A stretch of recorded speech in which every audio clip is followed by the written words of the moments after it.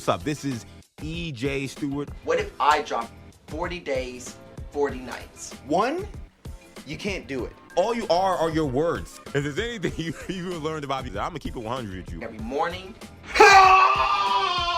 every night, for 40 days. Going to be a long 40 days this year. My skill shot will hold for your city for 40 days, 40 nights. Rest in peace to all my ops. For 40 days. If I can do that, then everything will be okay. You're the guy who can't finish a sandwich. You think you can go 40 days? This isn't normal! Oh, you're wrong, brother. I'm gonna go the distance. Let's go!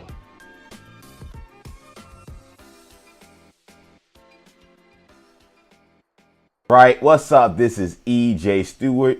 This is day 9 of 40 days and 40 nights. This 40-day odyssey with your boy E.J. Stewart doing 2 live streams per day, talking sports, talking superheroes, talking wrestling, talking video games, talking whatever comes to my mind, hip-hop music, all the things I love now. Reality shows enter the mix when it comes to things that I love. We're talking about all that here on this odyssey again. 40 days, 40 nights.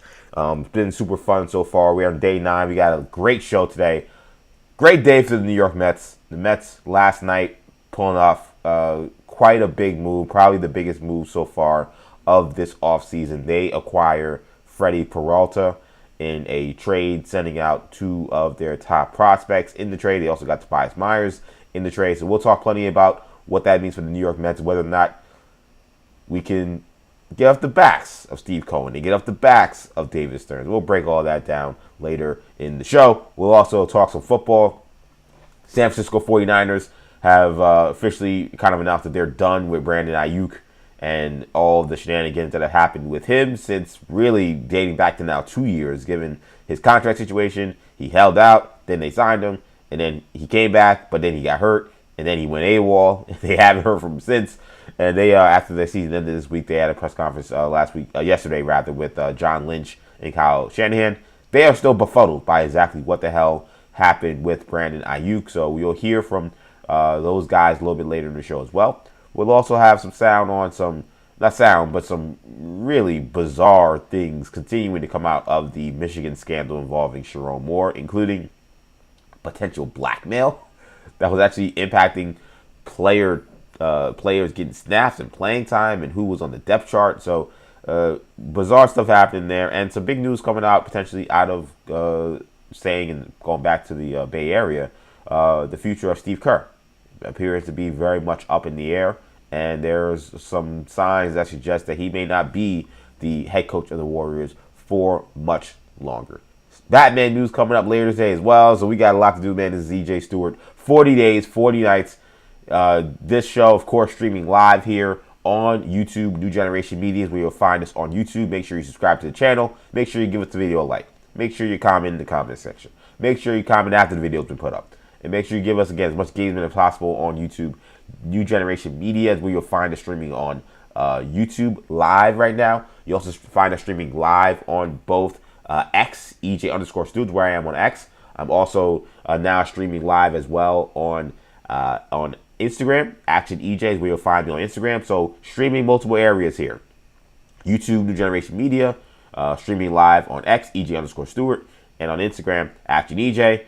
And of course, all episodes get podcasted as well. So if you missed this episode and you're not able to watch it on YouTube later on, because the YouTube episodes obviously go up and stay up there as well. Can't watch it on YouTube. Maybe you're on the go. Maybe you're working out. Maybe you're driving. Whatever the case may be, all episodes get podcasted after the show. You can check that out on our podcast network. New Generation Podcast Network is where you'll find the content for not just this show, but all the other shows that encompass New Generation Media. So let's get the ball rolling, man. Let's talk about this big news happening in Major League Baseball and happening with my New York Mets. They have acquired Freddy Peralta from the Milwaukee Brewers.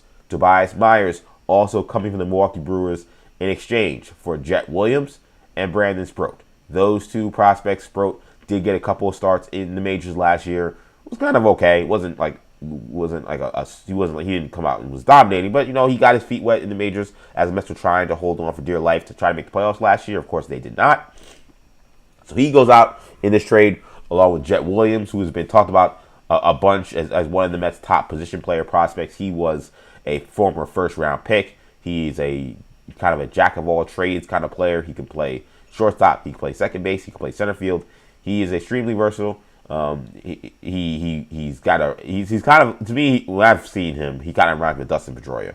A little guy, but a guy who can really swing the bat, a guy who's got some power, and again, some versatility and speed. So he is definitely a really, I thought, valued prospect. Sproat, coming into last year, was actually considered the best #1 pitching prospect before he got passed up by Nolan McLean and by Jonah Tong. So those guys go out. Freddy Peralta comes in. So the details on Peralta: number one, the Mets are getting a true ace, which is what they desperately needed. You were kind of going to come into this next regular season, and the Mets, to be honest, we're really probably looking at Nolan McLean, a guy who's a rookie, who's going to be their ace. Nolan McLean looked phenomenal down the stretch last year. He looked like he's a guy that could potentially be a future ace. But that would have been a lot to ask. That would have been a lot to ask a young man who just got his feet wet in the majors for 2 months last year, playing in New York, playing for one of the teams that is high payroll, one of the teams that have some of the biggest expectations, the biggest pressures. That would have been a lot to ask, to say, hey, go and lead us to the promised land, young fella. So they needed somebody to kind of maybe curb some of that pressure he was going to face to start the season. And now the Mets do that, because Peralta, no doubt, is an ace. This is a guy who's pitched to a 3.3 ERA since he became a starter. He made the All-Star game last year. He was top 5 in Cy Young voting. He is a strikeout guy. He is becoming, I think, more and more as he gets more and more postseason reps. I think he has an opportunity to become a better postseason pitcher, and he's had good moments in postseason at times. But make no mistake about it, like, this is a true frontline guy. Like, the Mets gave up, I think, a lot for this.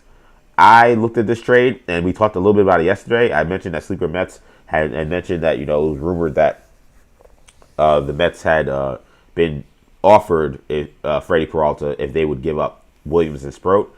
I said yesterday I thought that would be a little too high. I thought giving up potentially your best position player and Sproat for a rental, I thought was a steep price.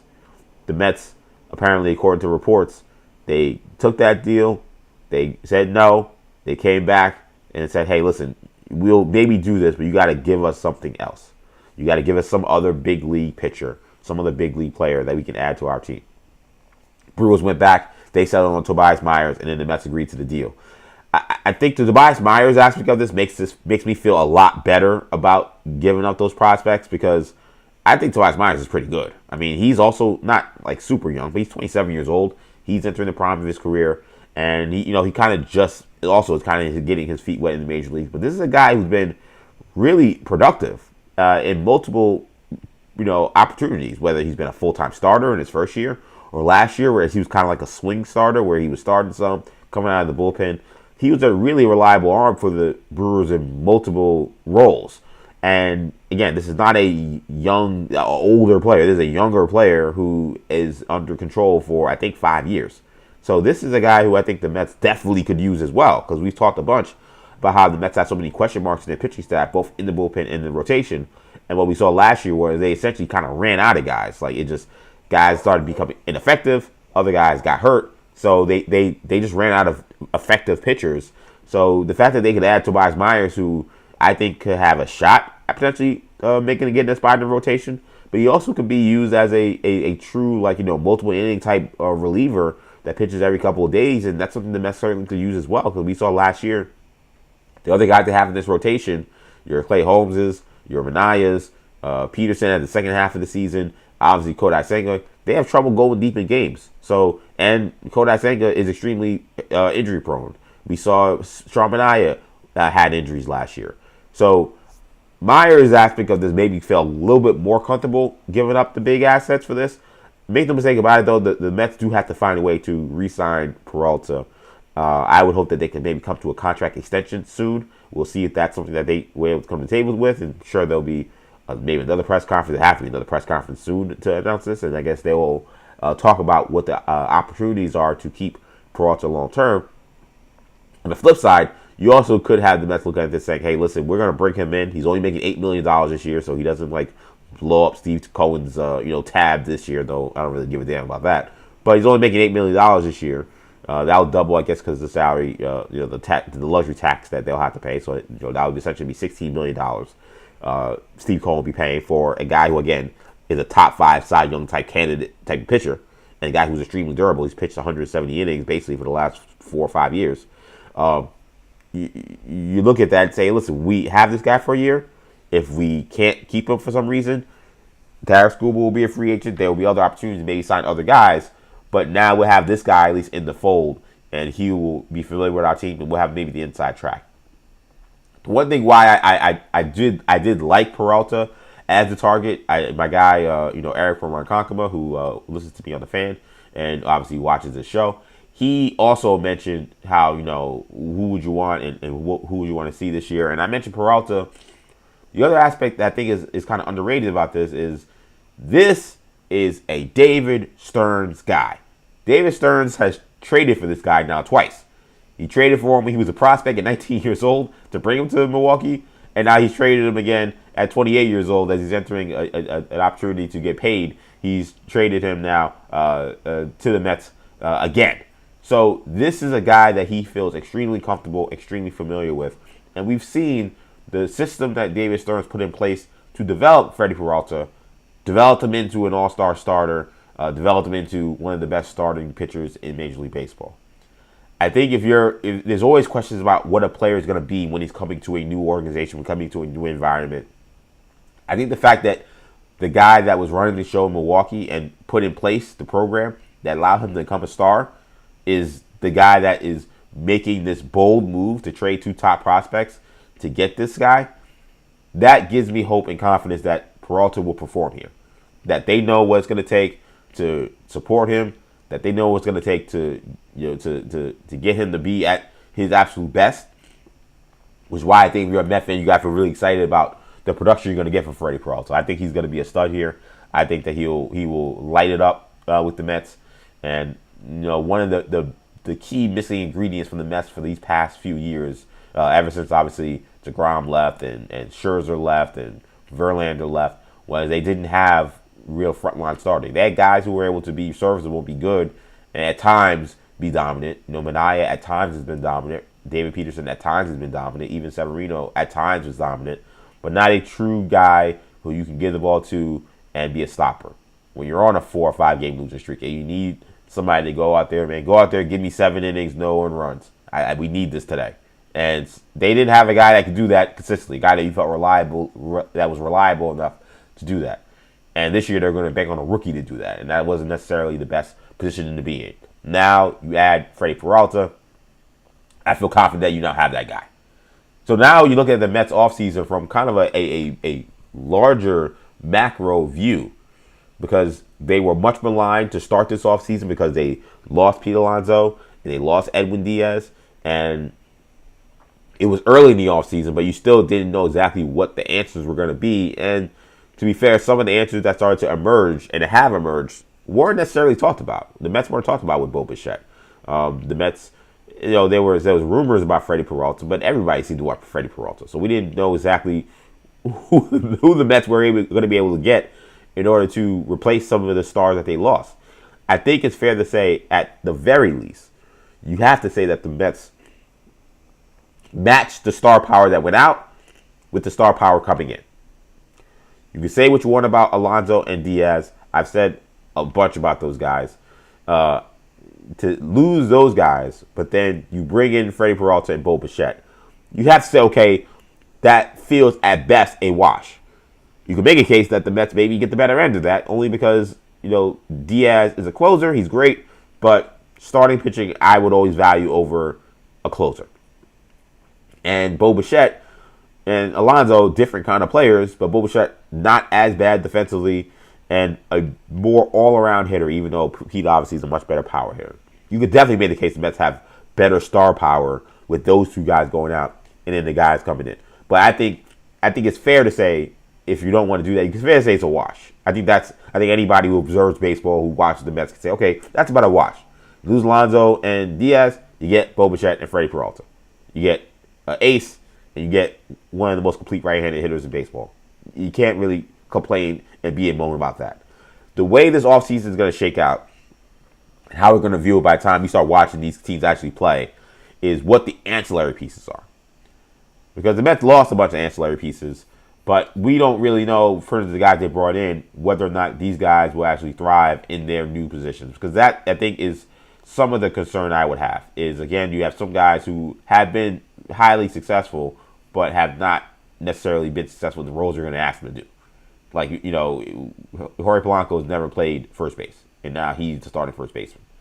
And, you know, Devin Williams is going to come here. He's going to close for the Mets after being he was closing for the Yankees. That went disastrously. So him closing in New York didn't work for the team in the Bronx. Now he's going to try to do it for the team in Queens. So when you combine that with the guys that they lost, again, your Greg Sotos, your Sproats, and actually, I want to show you guys this list because Max Goodman, who covers the Mets for NJ Advanced, he actually put together a pretty comprehensive look at just who the guys are that the Mets lost and who the guys are that are now coming in to replace these guys. So you'll see it momentarily, this list that came up. And he asked, how would you grade their offseason? And as soon as this list comes up, I'll show you. There you go, here. So you see here, additions: Freddy Peralta, Bichette, Luis Robert, Devin Williams, Jorge Polanco, Luke Weaver, Marcus Simeon, Tobias Myers, and Luis Garcia, who they signed, I think, yesterday. If it wasn't yesterday, it was late, overnight, the day before. He's a reliever. He's 38 years old, but he does throw 100 miles an hour.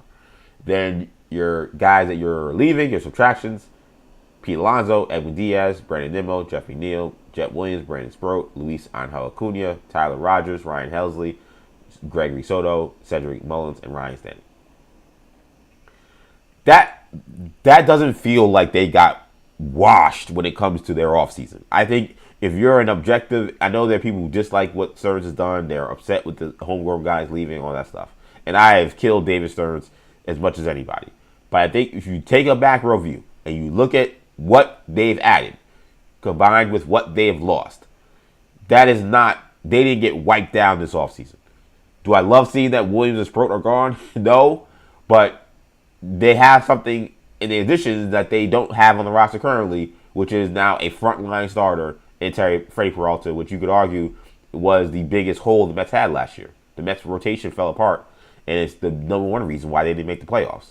So they lost two prospects, but they added a top starter.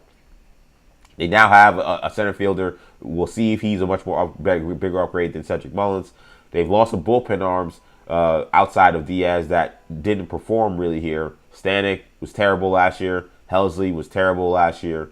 Rogers was good, but not as good as he was in San Francisco. Now, okay, you got Devin Williams and you got Garcia and you got Luke Weaver. We have to see those guys. Definitely some question marks there, but you have to see how those guys perform. It's going to be, at the very least, when things were happening in December, I was all but, as you see my notes there, I was all but like, listen, I don't really care about this Mets team at this point. Like, wake me up when it's, once again, next playoff time, and wake me up when it's training camp. Because it just, we didn't know how the cookie was gonna crumble with a lot of this, and it felt like Stearns was really not going for sure things to fill out the roster. And his last two big moves, he finally got you the sure things. Bo Bichette, there's a question about third base, but I think we know what kind of player Bo Bichette is overall. The guy's a star. Freddy Peralta is a star. Those guys are sure things. That's what I was looking for. When you look at hoping Marcus Simeon can turn back the clock, hoping Luis Robert can be the guy he was in 2023, hoping Jorge Polanco, who's not a good defender, can learn how to play first base. Those, and then Devin Williams, can he be the Devin Williams in Milwaukee after this horrible season with the Yankees? Those question marks made me uneasy when you had guys who maybe had their flaws in Alonso and Nimmo, and obviously Diaz was an absolute stud. But at the very least, you had some idea of what you were getting. We had no idea, I think, what we were getting, and we still don't for some of these guys. But I think in the larger scheme, the larger picture, when you put those guys in, but then you add at the top of the line, you got Peralta and Bichette. I think myself and a lot of folks today, we'll see how they look on the field, but today you got to eat some crow. If I had my milk, I would have had a bowl here, and I would have been eating crow out of this bowl right in front of you live on 40 Days and 40 Nights. Because I think you have to say that David Stearns did a really good job of piecing this thing together. And now I come into this next Mets season, and now I'm excited. I'll be honest, I'm excited. I was not that way just 3 weeks ago or a month ago or even 2 weeks ago. But now with these kind of additions coming in, and the most important thing to me was, like I said yesterday, is we could not go back. We had to go forward. And the nucleus of the New York Mets was rotten. It's plain and simple. It was rotten. Who's to blame for it? Why it was rotten? Does not really matter at the end of the day. What matters is it's rotten, and it had to be adjusted. It had to be changed. So the problem with changing the rotten core is the fear that you're not going to be able to replace that with comparable talent, which is what it looked like was happening. We can now say solidly that's not what happened. The Mets did replace the rotten core with comparable talent. Will this team mesh the same way? I don't know. But there was no way they could come back with the same dudes next year and say, we're just running it back. We're just going to hope that whatever happened in the second half of last season was just the second half. And whatever issues these guys had behind closed doors, they'll be able to figure it out once again. You couldn't. That was an unacceptable way to go into this season. That would have made me more pissed off than the fact that we lost these guys. I'll be honest. I would have been more frustrated if the same team would have been brought back and there would have been no major moves. They've reshuffled the furniture of this team with guys who are gamers. When I think of Peralta, Bichette, and Simeon is a world champion. Like, I look at this, I'm like, all right, like, this furniture has been changed. So, I'm not saying the Mets are a much more talented team than they were last year. I don't think that's necessarily the case. On paper, the Mets should have been much better than they were last year.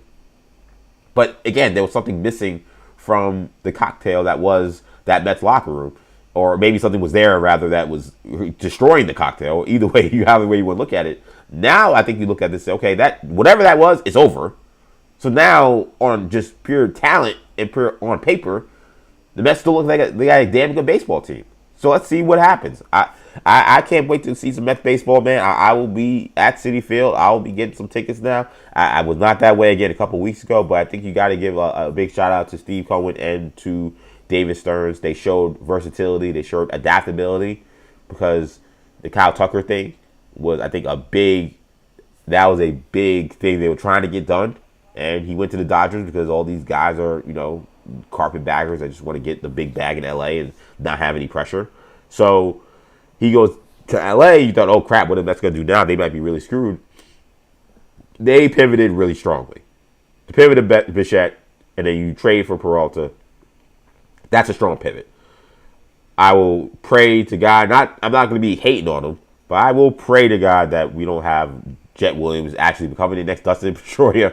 Because I do think that he may potentially be a really good player in Major League Baseball. I've seen so many folks say that, and I agree that he seems to be born to be a Milwaukee Brewer, a pesky 5'7" little guy who doesn't give up in at bats, plays multiple positions, and is tough as nails. Feels like the kind of Milwaukee Brewer we've seen for the last however many years. It's part of the reason why I actually thought that David Stearns wouldn't want to give him up, because he does feel like such a Brewers player. So they'll probably love him. They'll probably develop him in a way that he will become a good player. But I'm hoping it's not to the point where it's going to be a crusher for the Mets. We're like, oh, man, we gave up a future Hall of Famer for a rental in Peralta. And that is the one thing, is they're going to have to figure out, can they keep Peralta long term. But, man, Mets baseball, look it up. It's an entirely different day. It's an entirely different feel from where I think Mets fans were. And I think, again, you got to come into this year, and you got to feel now really excited about what the team can be. There are a lot of guys who, from this list that I showed, Roberts, Polanco's, Simeon's, guys who could potentially benefit from being in a lineup with someone like Juan Soto. I think now the rotation, there are a lot of guys in the rotation. I think like a McClain, like maybe a David Peterson, maybe even a Jonah Tong, who will benefit from having like a true frontline guy, an ace that they can learn from, a guy that they could lean on, and a guy that they know there's less pressure on them, because every fifth day they got a guy who gives them a great chance to win, regardless of who's pitching on the other side. That is how good Freddy Peralta is. So I'm all on board, man. I'm really excited about what these Mets have in store, and this is going to be a big year. This is a huge year, because there's still a lot of pressure. If the Mets do not make the playoffs this upcoming season, there will still be knives out and fury against David Stearns. I've said before, and I will probably still say it again. The Mets' first month of the season is going to be crucial. They have to get off to a good start. If they get off to a slow start, it starts to look like, oh man, the chemistry's not there and stuff, and there's problems. The fans, I think, will turn on them fast still, because they will think, man, we had a decent team that just fell short, and we gave it up, and now we had a bunch of guys who we don't know on short-term deals, because Peralta's on a short-term deal, Bichette's on a short-term deal, and now we don't know what our future is, and we gave up 2 prospects to get us in this position. So they better get off to a good start. But I tend to think baseball can be a weird sport, but I think it's one of those things where if you're able to just put together as many good players on the team as possible, typically you'll figure things out. You'll be fine. I know in the postseason has become a crapshoot. I know we see teams that have gone from being the worst team in baseball to randomly becoming some of the best teams just through developing their own guys and stuff. I get all that. But the Mets have a pretty nice collection of talent. There's no reason why they shouldn't be a playoff team. And to be honest, considering the moves that they have made, they kind of did a right into the back of the Phillies by taking Bichette. I saw Dave Dombrowski, their general manager, basically being like, yeah, man, we did not see that coming. We thought we had Bichette in. We had a meeting with him. It went great. There was no signed contract or no signed agreement anyway at all, but it seemed like it was trending that way. And we lost him. And there was really, and they have no pivot. They're not going to get anybody else. He said that, we're happy with our position players. We're going to have to just move into the season and see what we got. So that was a huge loss for the Phillies not adding Bo Bichette. Huge loss. So you give a to the Phillies, and you give a little to the Dodgers and to the Yankees who wanted Freddy Peralta. And anybody else who may have been a contender internationally who wanted Freddy Peralta.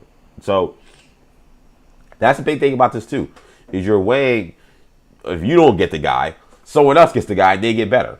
So now these guys are on the New York Mets. It hurts other teams. The Phillies were definitely devastated by not getting Bo Bichette because that was something they desperately needed and something they desperately wanted. They had to pivot and giving Real Muto all this money for no reason. So the Mets have made some good moves here. Again, I think it's a good time to be excited if you're a Mets fan. And again, I think you got to eat a little bit of crow if you've been, and I've been on that side. So I'm right with you eating the crow. But I think you got to eat a little bit of crow if you've been crowing, no pun intended, about what's been going on with Stearns and Cohen and how they've approached this offseason.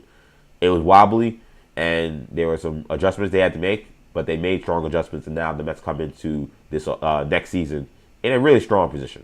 In a position to challenge for the NL East for sure, and definitely in a position to hopefully come out and win the division and maybe make a deep run into the postseason. I want to get my guy Ariel up here. He's in the comment section on YouTube. Shout out to my guy Barquito. He says, how does Milwaukee keep trading away ace-level starters and still win the Central by 10 games?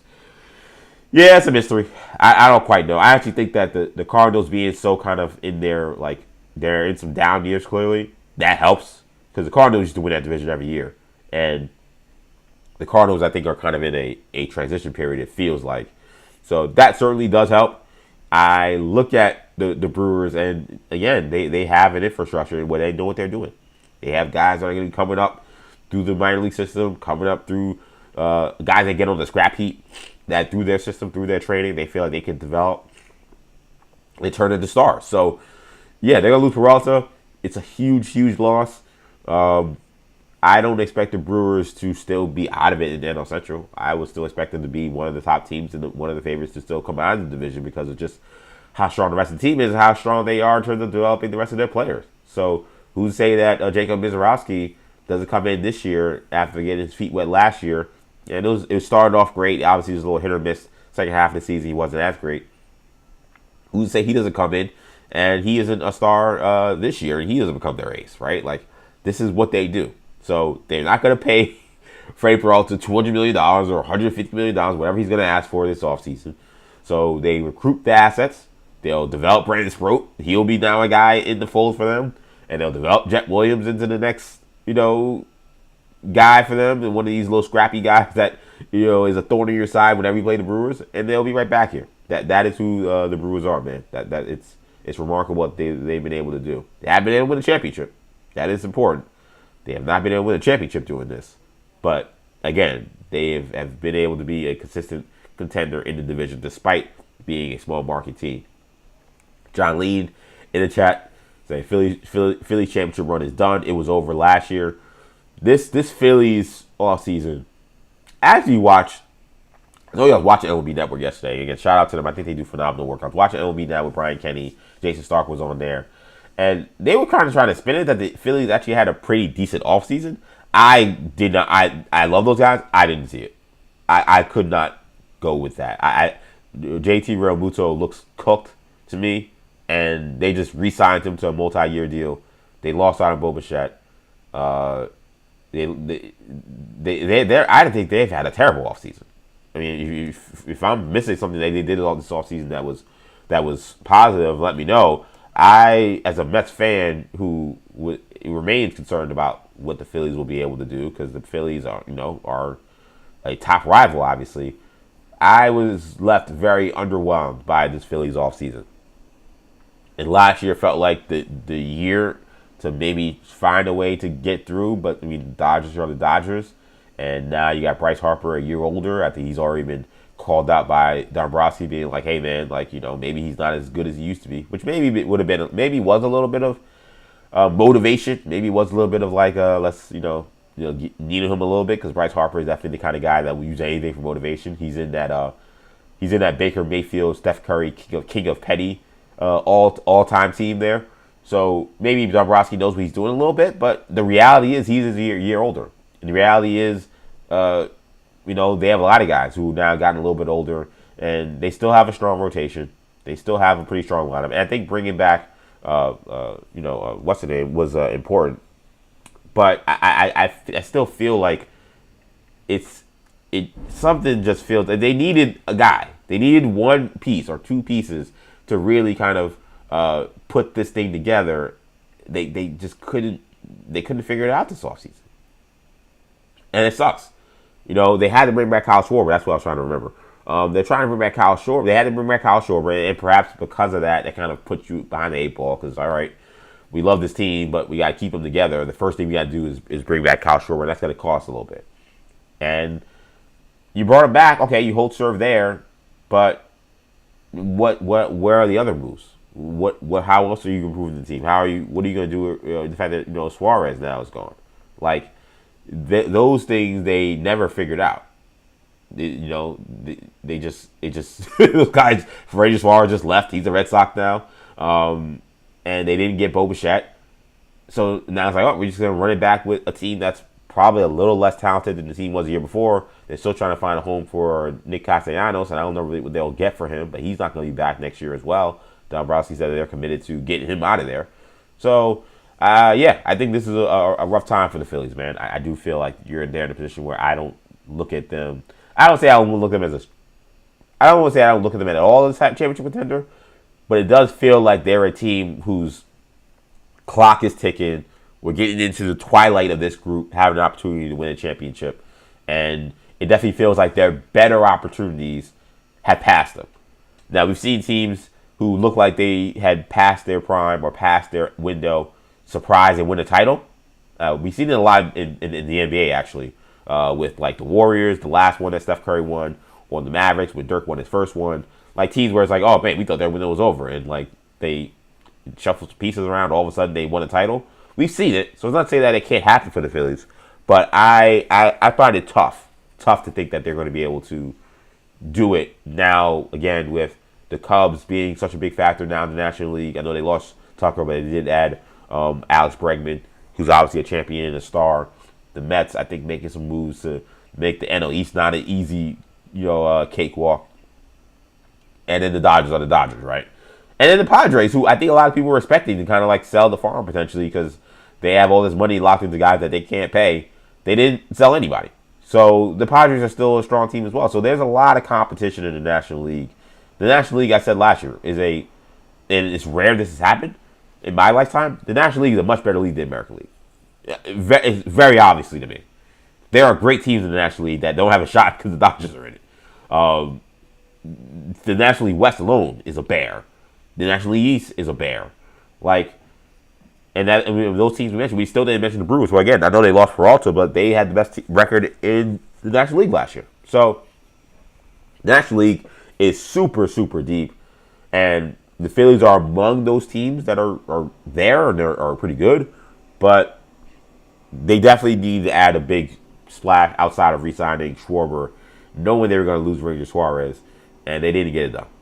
So yeah, if you're a Phillies fan, not that I want to give you any support because I hate the Phillies, but I mean, just being objective and just seeing what I'm seeing, it's tough for me to see kind of where they go from here. So let's get to the football stuff, man. Let's talk about the San Francisco 49ers, who held a press conference yesterday after their season ended. They were trounced by the Seattle Seahawks. And the big questions were about the future of Brandon Aiyuk. Brandon Aiyuk, who had been their star wide receiver, he got injured last year after a long holdout. He tore his ACL, multiple other knee ligaments. He was out for the season. He came into this year.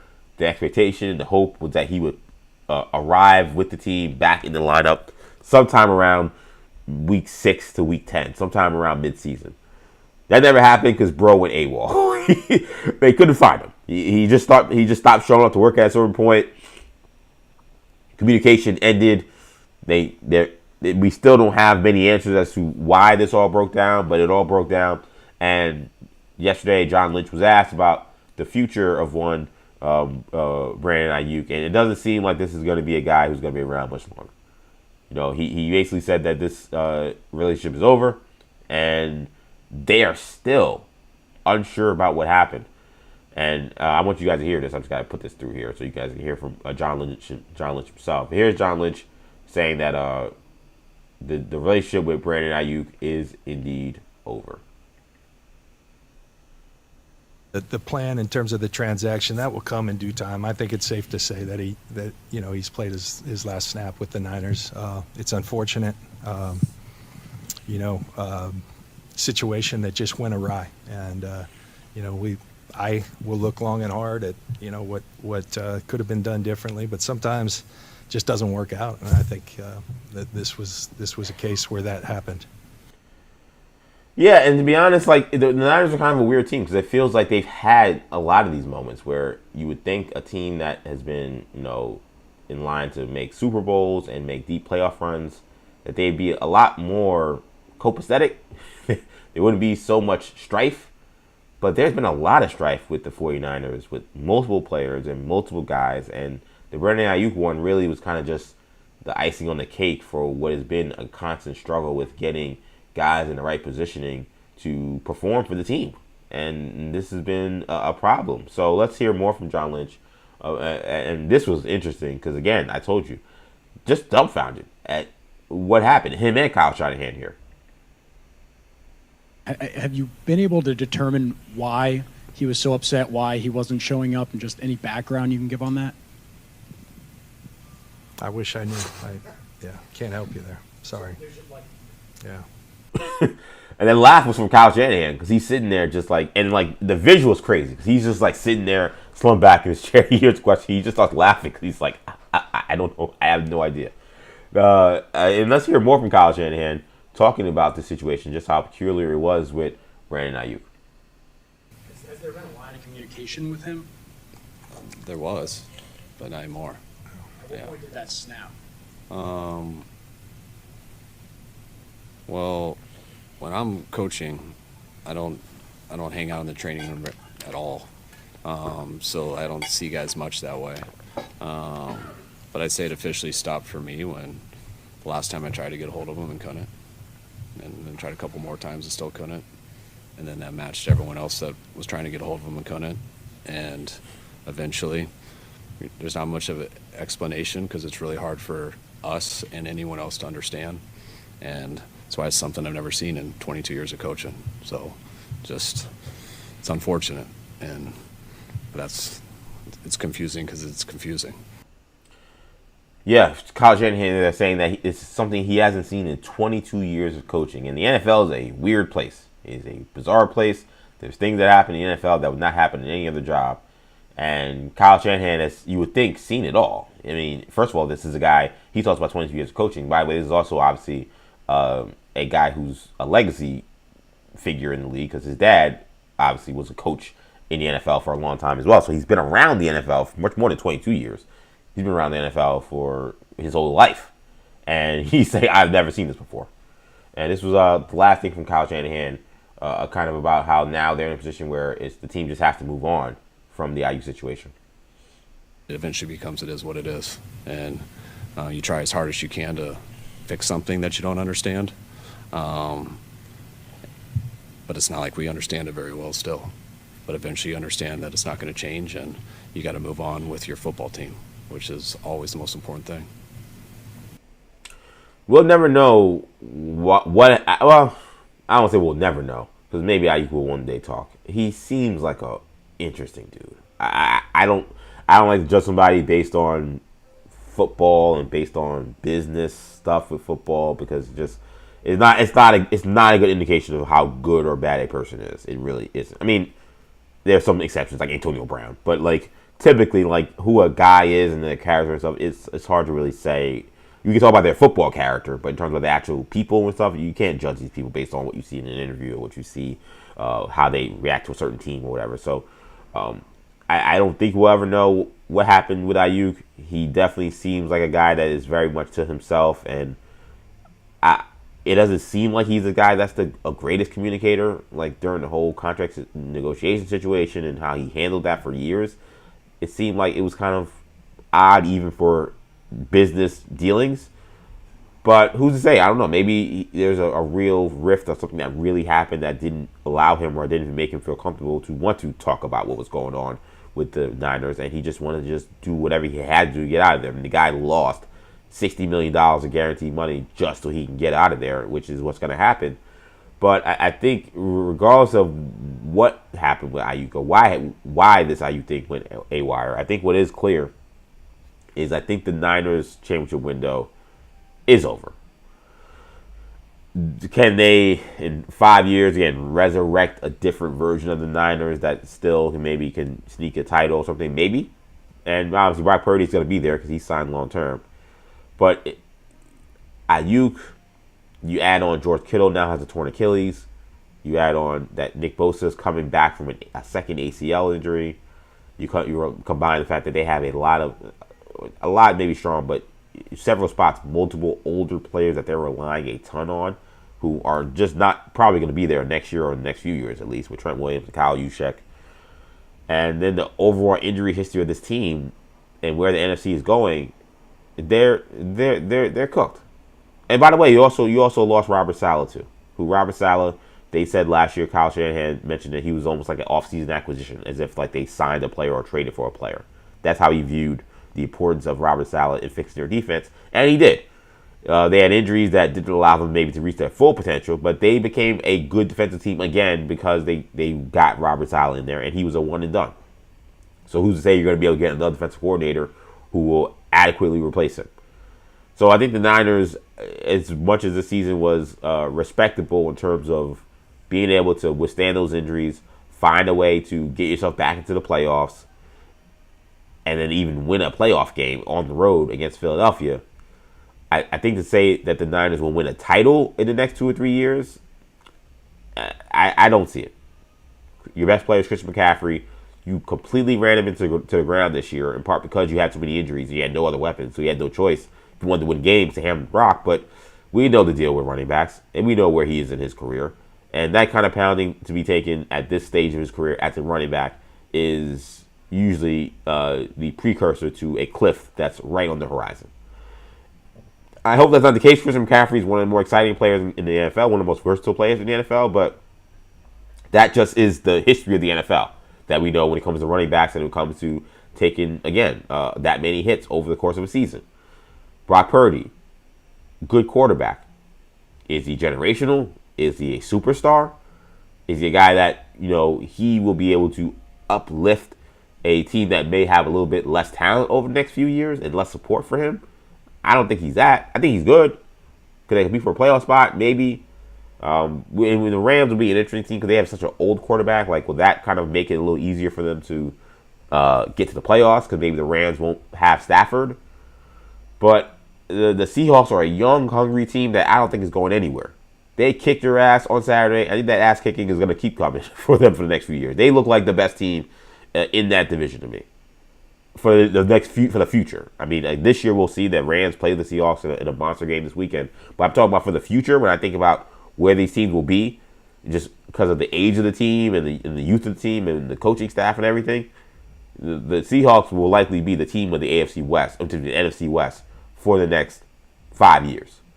So even if you pass up the Rams when they lose Stafford, I don't think you're passing up the Seahawks. And then, again, look around the rest of the league. Chicago is now on your block. Now you got Detroit is, I think, going to be heard from again. I don't think we're done with them, even though they had a down year this year. The NFC is loaded. The Green Bay Packers, despite their postseason woes, still have a young, talented team. The Niners, I said this about the Bengals, and I was 100% right. And I'm going to say the same thing I said about the Bengals. The Niners are old news.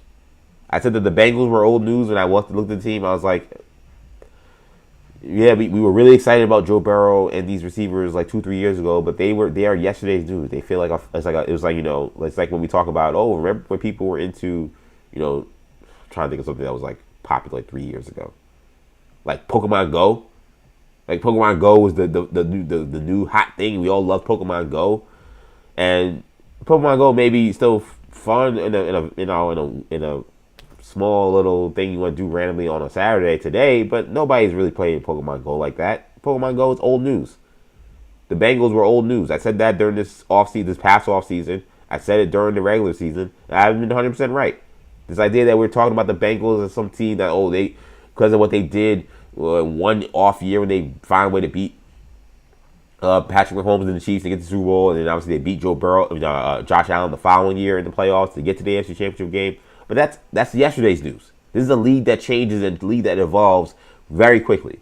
There are really only one or two teams that usually have these like extended long windows where they can win a title in a year. We saw it with the Niners for the 80s and early to mid 90s. We saw that with the Patriots for the new millennium. We're now seeing that with the Kansas City Chiefs. But typically, other teams, if you're not one of those teams, you got a window to get a championship. If you don't get that championship in the 4 or 5 year window you have, then you're going to have to end up eventually rebuilding, or there's going to be some other 2.0 version of the team that's not going to be the team that we thought was going to win a title. That's what the Niners are. The Niners are old news. They're not a championship contender. They have good coaching, and they have a GM who I think is pretty good, so they'll get good players, and they'll be able to compete. But I think just the rash of injuries they've dealt with and the playoff pain that they've dealt with, I think we're seeing the end of this version of the Niners becoming a Super Bowl champion. I think if they do it, it's going to be with possibly a different coach, maybe a different quarterback, or maybe it's those two guys together, but the rest of the team looks entirely different. And to overturn the roster the way they need to, that's going to take at least 2 or 3 years. That, I think, is the reality for the Niners. One other thing that came out of this press conference that was really bizarre that I actually had not heard of at all until yesterday. Maybe I'm not as familiar with all the inner workings of the San Francisco 49er rumors and stuff. But apparently there's been this rumor because the Niners have dealt with these rash of injuries for the past 4 or 5 years. Injuries that have truly sank their seasons.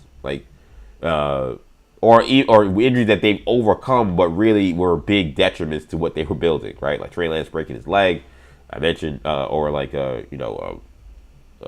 Greenlaw tearing his ACL, just going onto the field in the Super Bowl, like some really just bizarre freak things.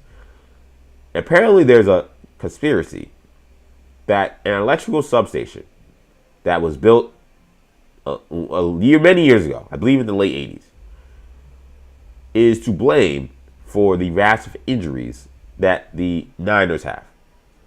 That essentially the amount of electromagnetic activity happening at this electronical substation is actually affecting the DNA of the. I'm telling you, this sounds crazy stuff. This is what's out there.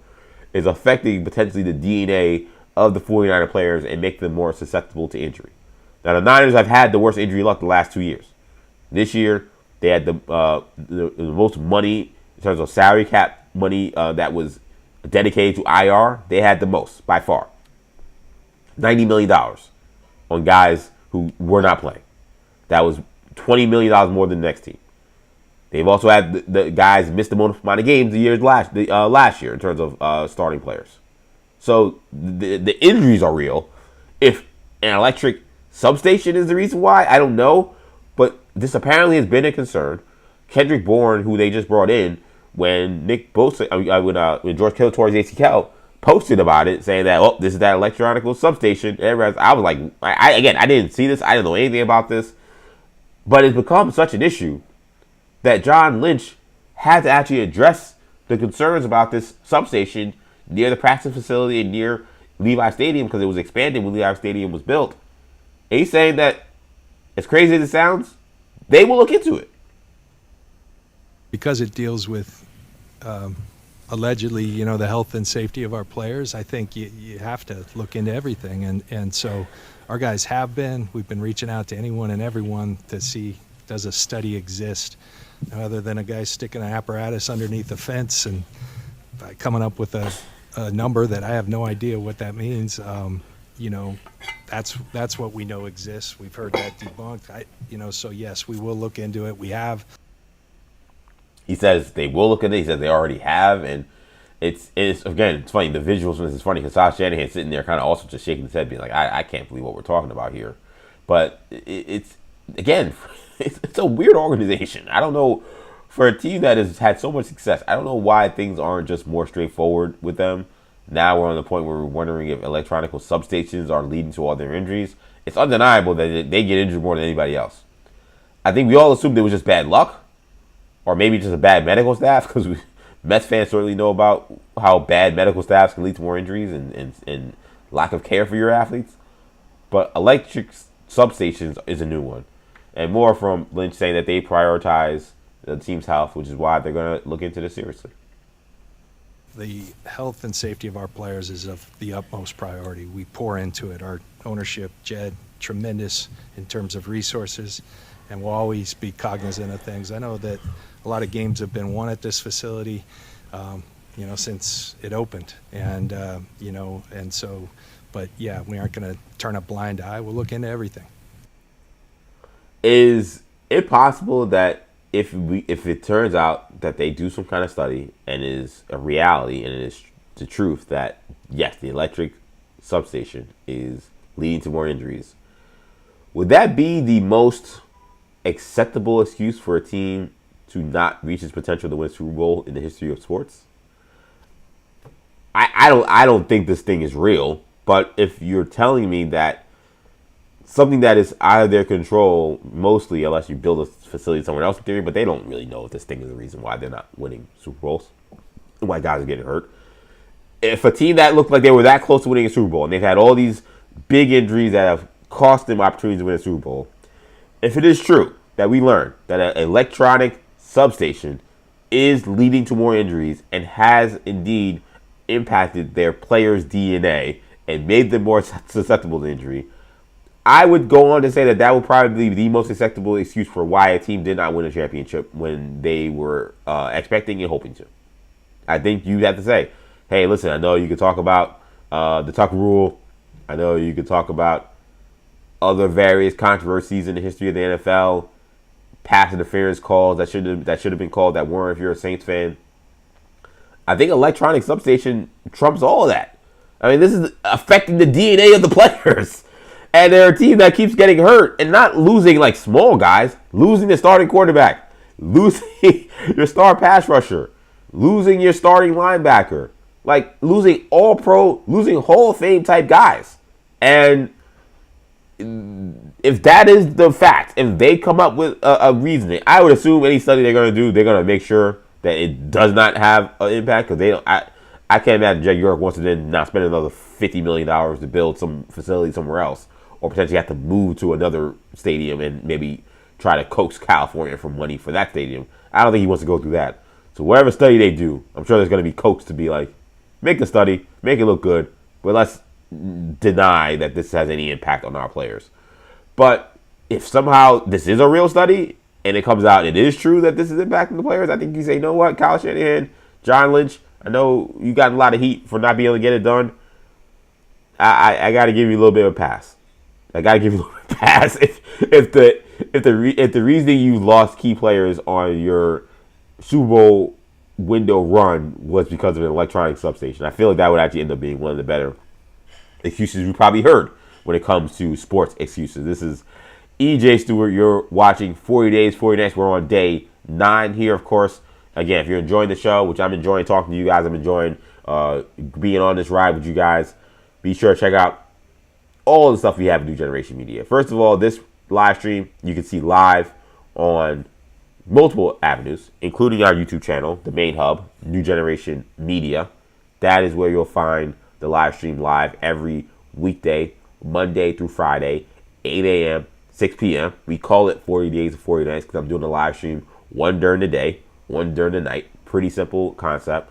Make sure you follow and subscribe to the channel, New Generation Media, where we're doing all this content, and this show is being live streamed.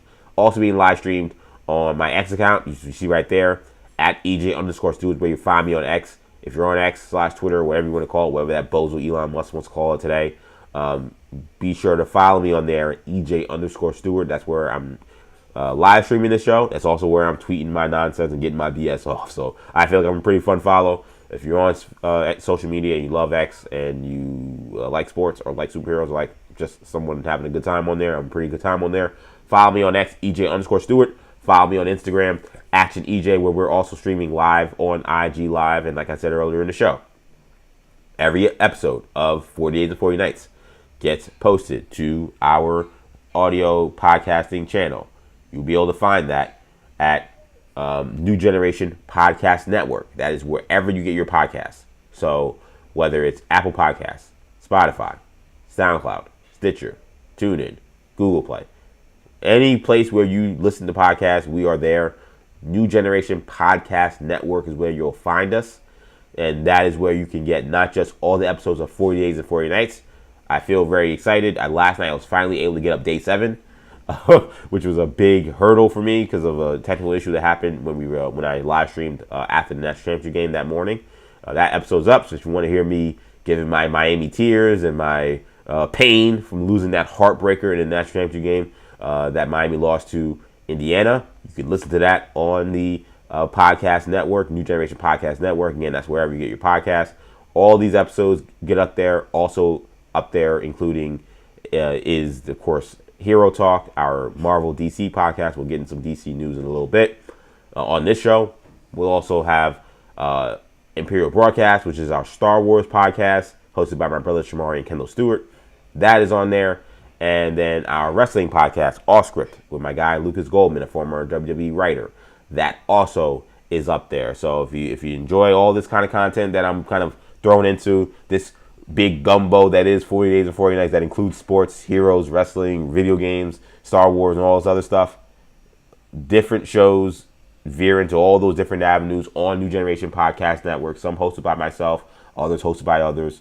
All of that, including 40 Days and 40 Nights, can be found on our podcast channel, wherever you get your podcasts, New Generation Podcast Network. Let's keep the ball rolling with one of the more bizarre stories I saw over the course of yesterday. There was a lot of stuff happening yesterday, so we didn't get to it, but I wanted to make sure I got to it today just because of just how strange it is. But we got word yesterday that there may be more to the Sherrone Moore scandal that we didn't even know. And that actually included claims that Sherrone Moore may have been blackmailed by players and staff. This claim comes from wide receiver Anthony Simpson, who he transferred to Michigan from UMass last season. And he went on social media and in a since deleted post said that obviously he was transferring. He said the general manager of the team said that there was no spot for him, so he needed to get out.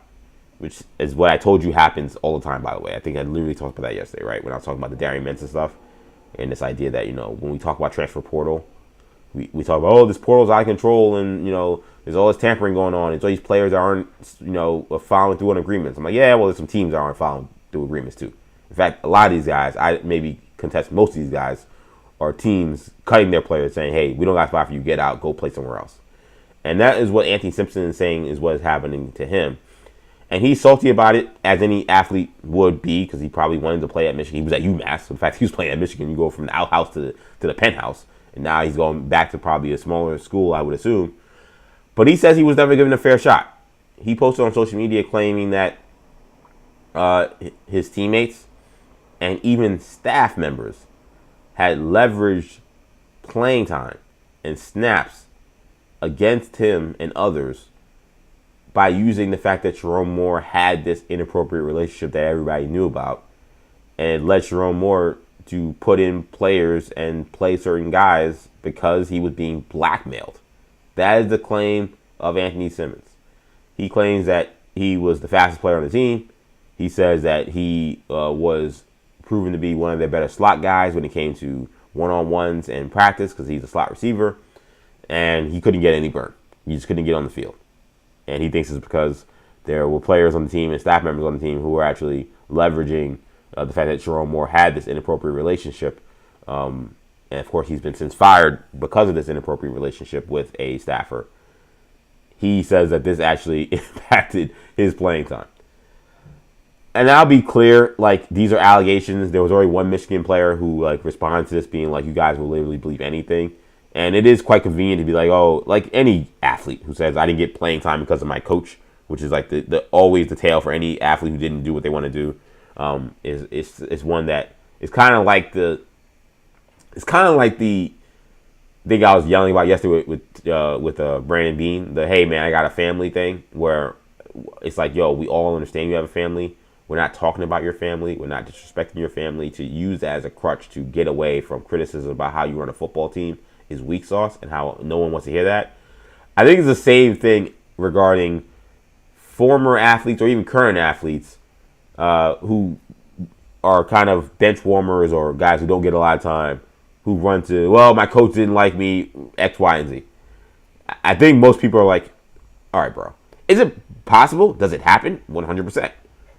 But it's an excuse anybody can use, and it can always be contested. So it's just, no one really wants to hear, well, I would have been a star, but my coach. You know, it's just like, all right, man. You know, so this has a little bit of that in there, but this is the wildest accusations of, hey, man, my coach didn't like me. Like, we've heard that, yeah, my coach didn't like me because I was this, or I was that, or I said something the wrong way, or I didn't run his system, or whatever. My coach was being blackmailed because he was hooking up with a staffer that was obviously, you know, under him, and players were using that as leverage so they could get playing time, is one I've never heard. And I've heard them all being around sports most of my entire life. I've heard all different kinds of excuses about why a guy doesn't get the playing time they feel they deserve. My coach is getting blackmailed by my teammates and staff members is not one I've ever heard. But this is the classic play stupid games, win stupid prizes if you're the Michigan program. It's a program that is completely out of control. And you invite this kind of foolishness and these kind of headlines when you bring in the kind of unscrupulous characters that Jim Harbaugh and this old administration under Ward Manuel as a sporting department has brought in. You can't disassociate that aspect of this from those decision makers, from the guys that are high up. They brought in Jim Harbaugh. They emboldened Jim Harbaugh to be his most Jim Harbaugh because it was going to win them football games. And it won them national championship. And they would never give that back for anything, including all this embarrassment that is happening. But because of Jim Harbaugh being fast and loose with the rules, which we saw multiple times during the course of this, and I don't care if you say, oh, I don't care, he gave a guy a hamburger and all this stuff. It is the rules. And he got popped for it. He got suspended for it. And he had all these various other violations. You had a guy who was fast and loose with the rules when it came to a lot of other things. It's not surprising that he's going to be fast and loose with some larger things. And again, when you talk about Connor Stallions, and now you talk about Sherrone Moore, it's very clear he's brought in extremely unscrupulous people, or scrupulous, I don't know what the word is, something like that. It's clear that he brought in some characters that were extremely questionable. And this story is so salacious and so out there and so outrageous that you're going to hear all types of crazy stuff.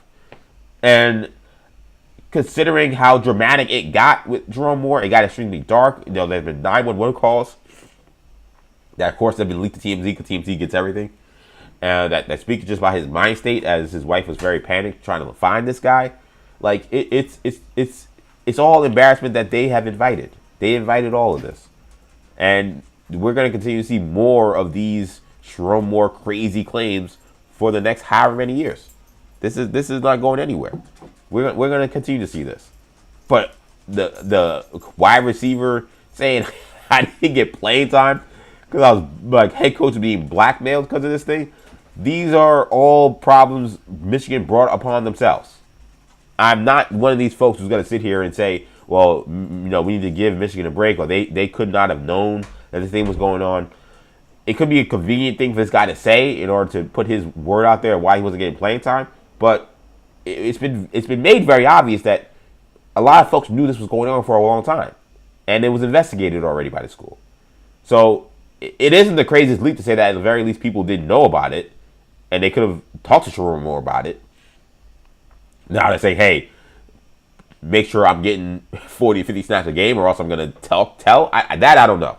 That seems like a kind of a crazy leap that I've never heard of anyone doing anything like that. But you open yourself up to anything when you deal with this kind of mess. And that's what they've done. They've opened themselves up to some real crazy stories. And this one being arguably the craziest. The idea that their head coach was being blackmailed and wasn't playing certain guys because of his improper relationship with a staffer. Sherrone Moore, I believe, he has a court date that's happening right now. So don't leave the show. I don't want you to leave me.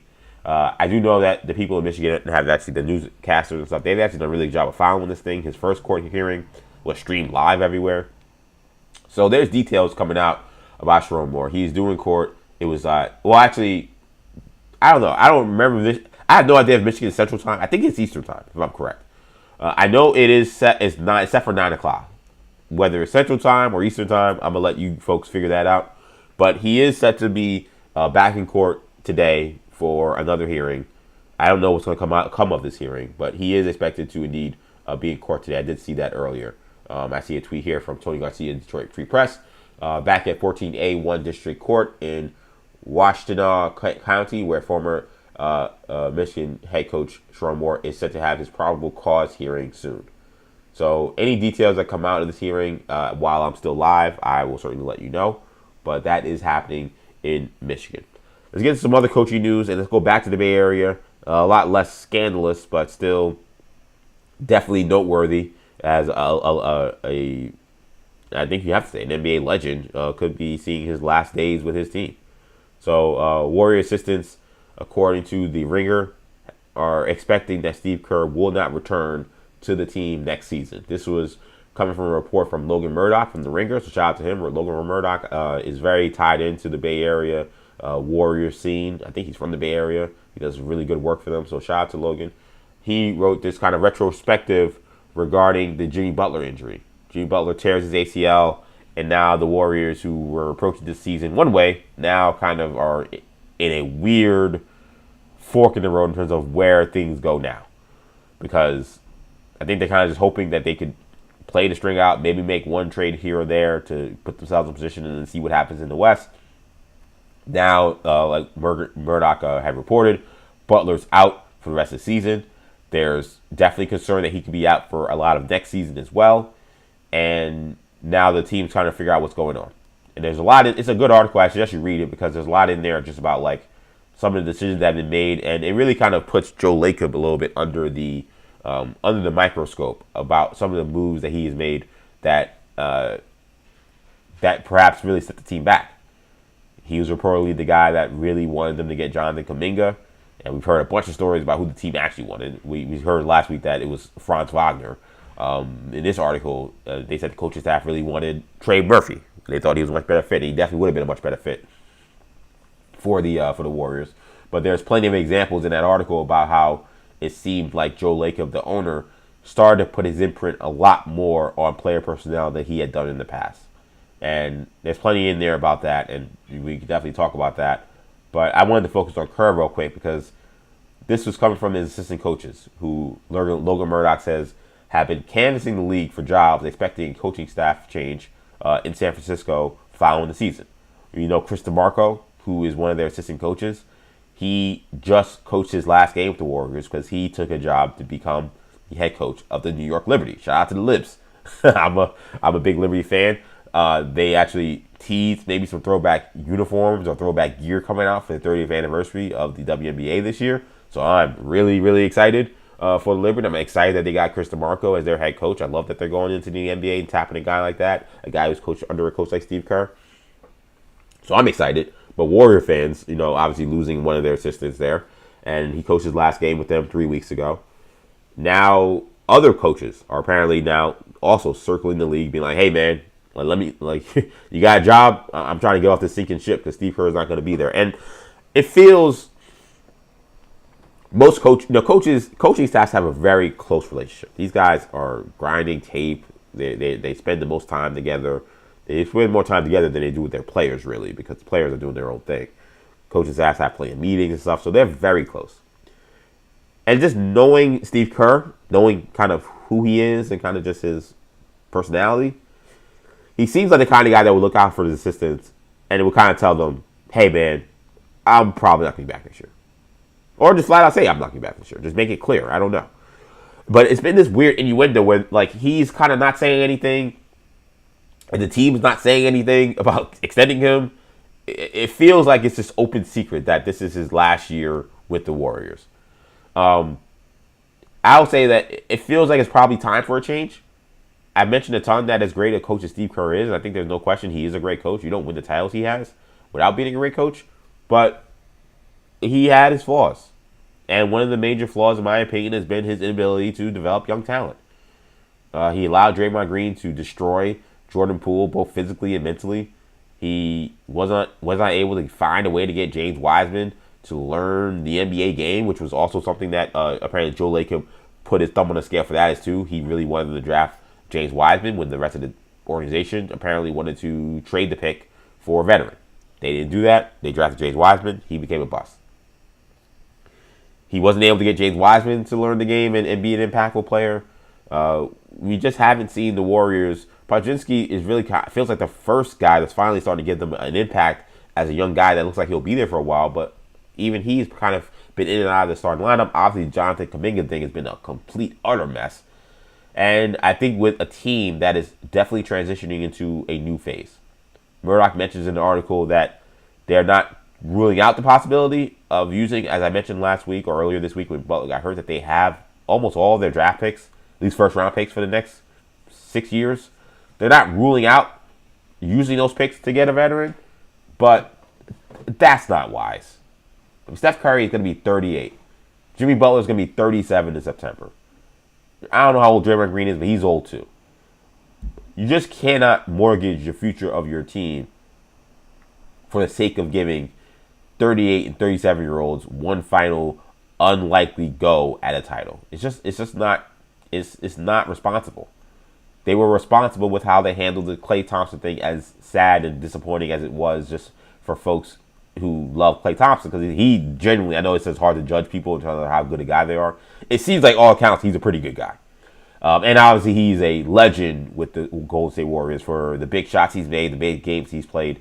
He's an ultimate team guy. He's a great player. So losing him was definitely tough, but it was the right move. We watched Klay Thompson and the Warriors. We've seen he's at the end, and spending money on him and not allowing someone else to step into that role and not develop other young guys would have been a mistake. Or bringing him back but making him play a much smaller role or play a 15-minute type role like that, he wouldn't have liked that. So letting him go is the right thing to do.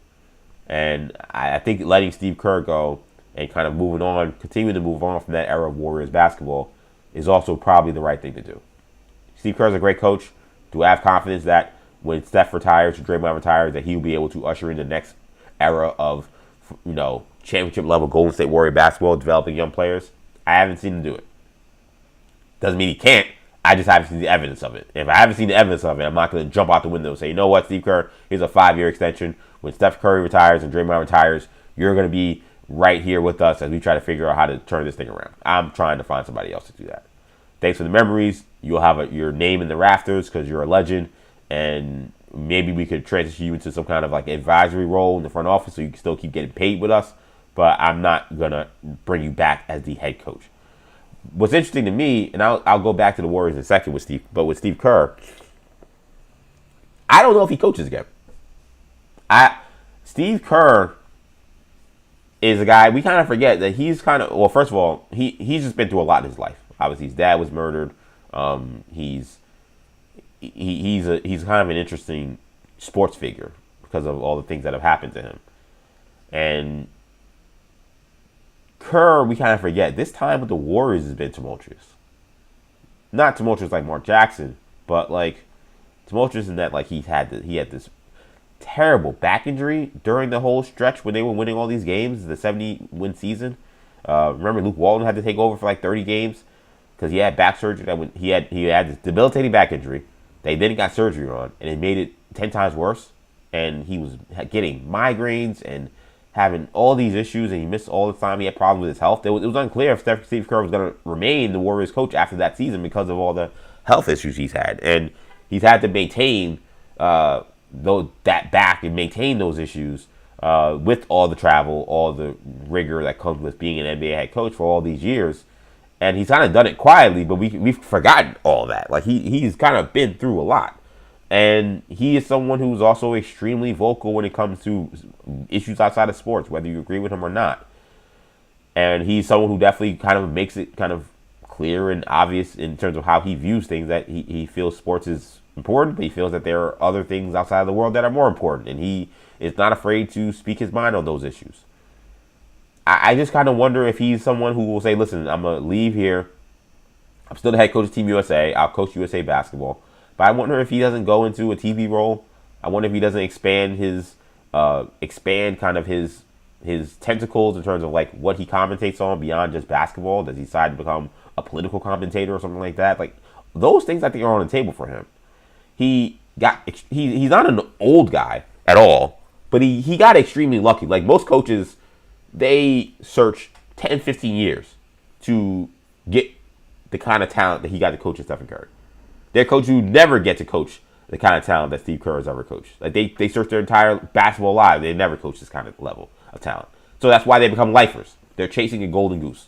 They're chasing something they're chasing coaching this incredible talent, coaching this incredible team, or coaching for championships, winning a championship. He won a championship in his first year. He's now won 1, 2, 3, 4 championships at this point. Like, he's done everything he really could do as an NBA head coach. And he went to the best organization that of the generation. I don't know if he coaches in the NBA again. What other team is he going to, what other organization is he going to go to that's going to be better than the Warriors organization? What organization is he going to go to where he's going to get the kind of talent that he had? I don't see it. Now, Phil Jackson came back and coached when he left the Bulls. Like, he was kind of similar. Like, him and Phil Jackson, and I know Phil has been a mentor to him, they're very similar. I think that they're really similar in terms of, like, who they are as people and their coaching journeys. Like, there are a lot of similarities between both of them. Both guys played on championship teams that were pseudo dynasty. Knicks were like a pseudo dynasty, close to a dynasty. Obviously, the Bulls were a dynasty that Steve Kerr played for. They kind of came out of nowhere to then coach generational talent. And Phil won in his second year. Steve Kerr won in his first year. They then coached a dynasty. And it seems like the same thing, that they're kind of going to just be ushered out kind of unceremoniously. Like, their clock's just going to run out of their contract and the team's just going to move on from them. But they're both young enough, in theory, you're like, well, they should be able to coach again. But for Phil, it's going to be, what's the perfect opportunity? The Lakers were the perfect opportunity for him to come back. He had Kobe, he had Shaq. He's like, that's the team I'm going to coach. He's not a dummy, Is Steve Kerr going to find his next version of Kobe and Shaq? Is that team out there? Like, if Mitch Johnson can't get it done in San Antonio, like, does he go to the Spurs? Like, is that the team that he goes to? I don't know, but I think you're going to see some years with Steve Kerr as a coach, and I think there's a stronger likelihood than maybe most want to assume or most want to think that he doesn't coach again. That he finds something else that he loves and enjoys. Again, it could be political commentary. He wants to run for office. That wouldn't shock me. But I think you could be seeing the last of Steve Kerr as a head coach, because he's not a coach for a little while now. Like, because he's not an NBA lifer when it comes to being a head coach. You kind of forget how long he's been the Warriors head coach, but he's been there for now, 11 years? 12 years. He's one of the longest tenured coaches in the NBA in terms of being with one team. So, yeah, he's been there since 2014, 2015. So 1, 2, 3, 4, 5, 6, 7, 8, 9, 10, 11, 12. 12 years. 12 years. He's 60 years old. It's not like he's ancient. He could definitely coach again, but he can retire at 60. He's got all the money. He's won 4 championships. He's got to coach Stephen Curry. I mean, what more does he have to prove? So I think this actually might be the end of Steve Kerr. We might be seeing the last season of one of the greatest NBA head coaches of all time, which is noteworthy. And it's noteworthy because where do the Warriors turn from there? And I don't want to be clear that I don't think it's going to happen. And I'm not even sure if it should. I selfishly want it to happen, but I think for the Warrior community, for San Francisco, for the Bay Area, for this athlete, I don't understand why it can't happen. I would want to see Steph Curry play somewhere else in his career. Or play somewhere else for a year and then come back for a year like Dwayne Wade did, something like that. I just feel like Steph Curry has shown that he is still an elite player, a top 10 player in the league, still the best shooter in the NBA.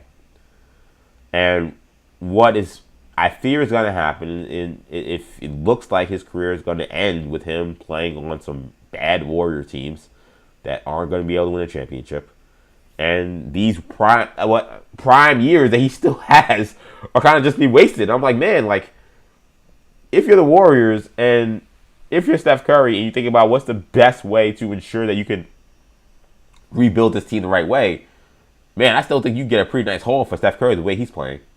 He's still having a phenomenal season. He's still going to be an all-star this year. I selfishly would love to see Steph Curry playing on a team that's going to have an actual chance to win a championship. Now, who has the means to trade for him?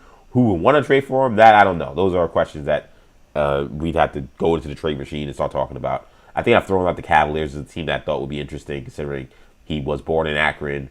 And it would kind of be ironic, all those wars with the Cavs, that he actually ended up playing for the Cavs. But they have the pieces, they have the money, and they already have the infrastructure in place that, in theory, I think if they asked Steph Curry, maybe trade Darius Garland, the Cavs now become a real threat to win the title again. But I would love to see him go to another team.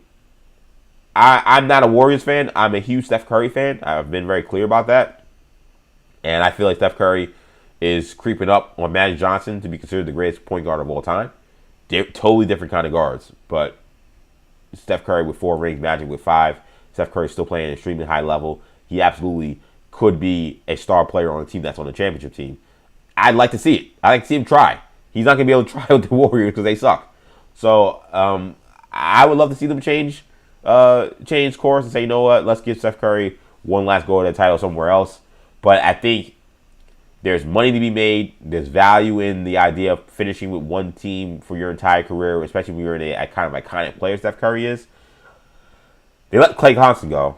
They may eventually let Draymond Green go. I think Steph's going to be the one guy where they say, no, you're going to stay here.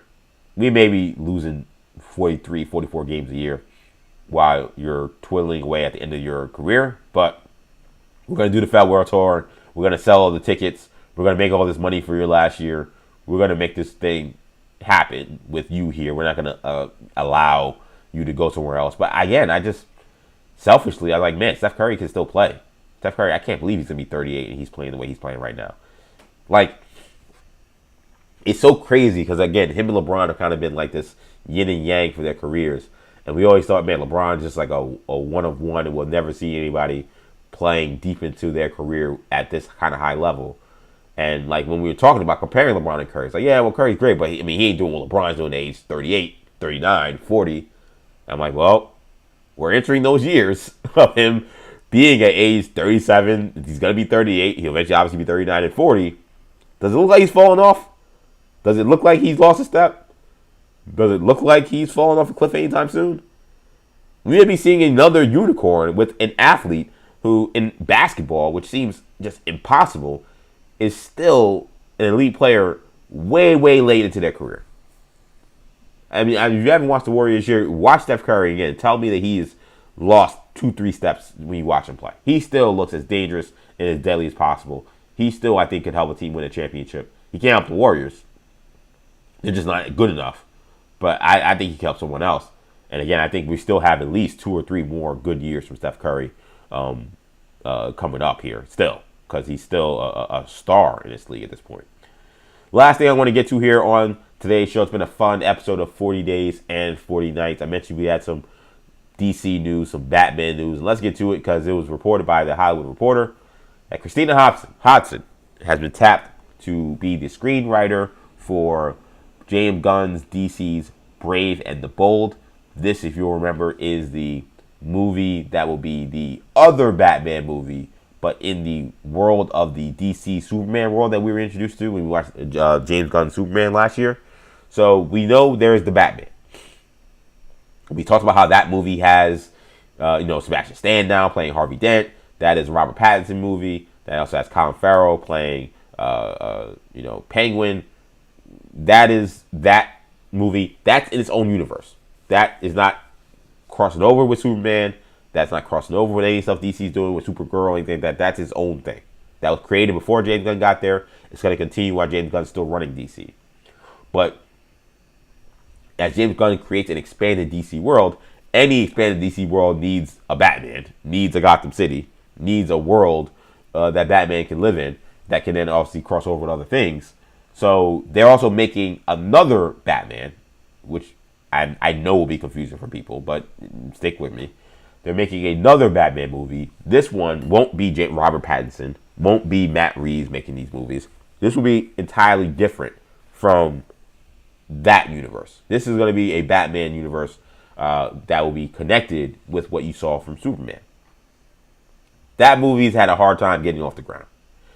It is, I think James Gunn's had I won't call it flawless, but I think a really strong start to the introduction and growth of the DCU that he is creating from DC Studios. Superman was very well received. The box office was good enough, I think, for it to continue. It wasn't super like gangbusters, but it was good enough. And I think that there's excitement for the world that James Gunn's building because of the success of the first Superman movie. The Batman side of this has been a lot of hit and miss. There have been plenty of reports that he has been trying to get Matt Reeves to convince him to cross over his universe with the DCU universe. Matt Reeves has clearly resisted because that's not happening. And in this Brave and the Bold movie, which James Gunn had introduced years ago, talking about the fact that he wanted to introduce Damian Wayne, Bruce Wayne, Batman's son, into his DC universe as Robin. He talked about this movie, who was going to be directed by Andy Muschietti, who was director of The Flash, and he was very excited about that. And he wanted to make this separate from what Matt Reeves was doing, but it would be his way of introducing a new Batman. This Batman's going to have a son. This Batman's going to have multiple Robins that he's already had, like a Dick Grayson, like other people we got to see who they introduce. But this will be Batman and his son in this movie, Brave and the Bold. But Andy Muschietti has been very non-committal in public comments about whether or not he's still connected to the movie. There have been some rumors saying that he is not connected. In this Hollywood Reporter article, they said that he still is connected, kind of, but he now it's in question whether or not he'll have time to do it, because he's obviously now has bigger priorities because this movie hasn't gotten off the ground as quickly as they expected. So Christina Hodson, who she was the screenwriter for Birds of Prey, The Emancipation of one Harley Quinn, and also The Flash. I know Christina Hodson is extremely well liked within the Warner family and within the DC family. She was obviously highly regarded by Walter Hamada, who previously ran DC, and then she was now still is apparently highly regarded by James Gunn. I don't think a lot of fans who know her work from the DC side are going to be excited to hear that she's screenwriting The Brave and the Bold. I will say this. I am someone who I like Birds of Prey. And Birds of Prey's Rotten Tomato scores are pretty good. As far as the critics. I like Birds of Prey. I think it's a good movie. Is it like an all-time great? No, or anything. But I thought it was fine. I thought it was fun. I thought Margot Robbie was really good as Harley Quinn, as she always is.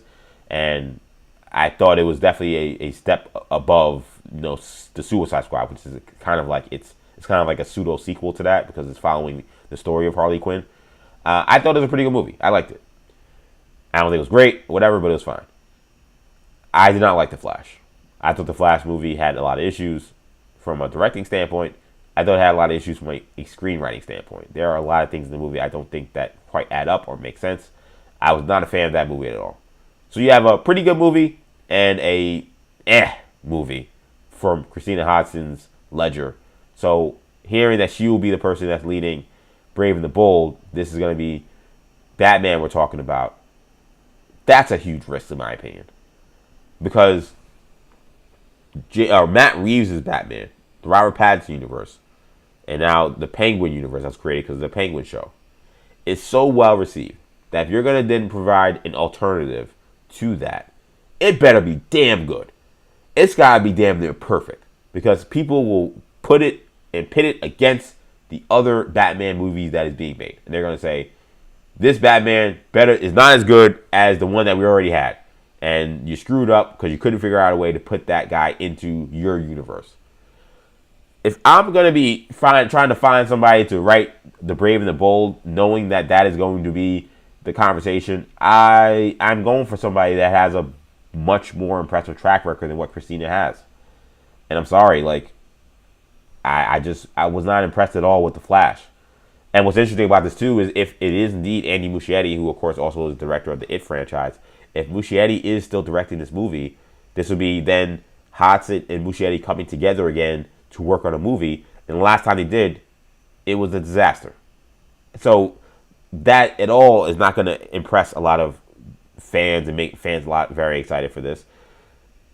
I remember James Gunn during the whole Flash promotional tour was saying how this is one of the greatest DC movies of all time, and he was so super impressed with Andy Muschietti. In fact, that he had hired Muschietti to be the Brave and the Bold director prior to The Flash even coming out, because having seen it, he thought it was so great. And then we all watched The Flash, and we were like, wait a minute, this guy's gonna be directing Batman? He did direct a really good Batman scene, the beginning scene, but besides that, the rest of the movie very mid. It's like, this guy, really? This is the greatest DC movie of all time, arguably, you watch? That's not what I watched. I watched a slop fest. So you could be seeing Hodgson working again together with Muschietti when the last time they worked together, it didn't go very well, in my opinion. So this is going to be news to follow. It's going to be interesting to follow. It sucks that, once again, in this reporting from the Hollywood Reporter, it's still kind of like, when you're going to see this movie, I don't know. The script apparently is still in its beginning stages, which again makes me feel like this whole delay and situation that happened with Matt Reeves and the Batman script. And I want to be clear, I do feel like he was probably going through something. People have mentioned that earlier. I don't want to make it poo-poo like he didn't have personal issues happening as well. But I do feel like some of this delay absolutely has something to do with the fact that they wanted him to be making his movies in the DCU. I think they tried to pitch him on it again. Maybe he tried to give it a go, and it didn't work out the way he wanted or they wanted, and that's why they're pivoting. But Hodgson's been tapped for a movie that's already been announced for 2 years. And they're saying that the script is just still in its beginning stages, even though we've had this movie out forever. So that tells me that I think this is them finally going forward with this plan. But this is definitely plan B. I don't think it is plan A.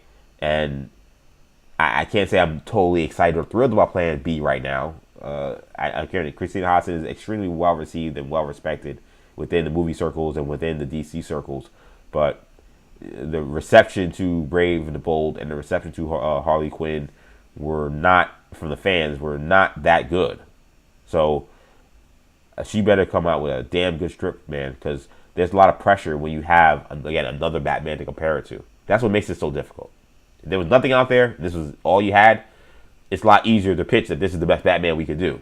The fact that you're competing with yourself, essentially, is going to make there a lot more pressure to make sure this one knocks it completely out of the park, man. But I think that's going to do it for this edition of New Generation Media's 40 Days and 40 Nights. This is a fun day 9. We're inching closer and closer to Championship Sunday, so we'll get probably more details regarding the matchups we have coming up. I know Jarrett Stidham is getting ready and getting prepared to start for the Denver Broncos as they host the Patriots in the AFC Championship game.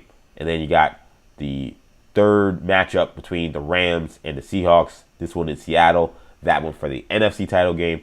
We'll have plenty more on that today. I know we'll have a big breakdown, obviously, tomorrow. And whatever else happens in the world of sports, I'm sure we'll have some other fun topics to talk about as well. Of course, like I say with every show, like I said just a couple of minutes ago, you can find this episode on our YouTube channel, New Generation Media.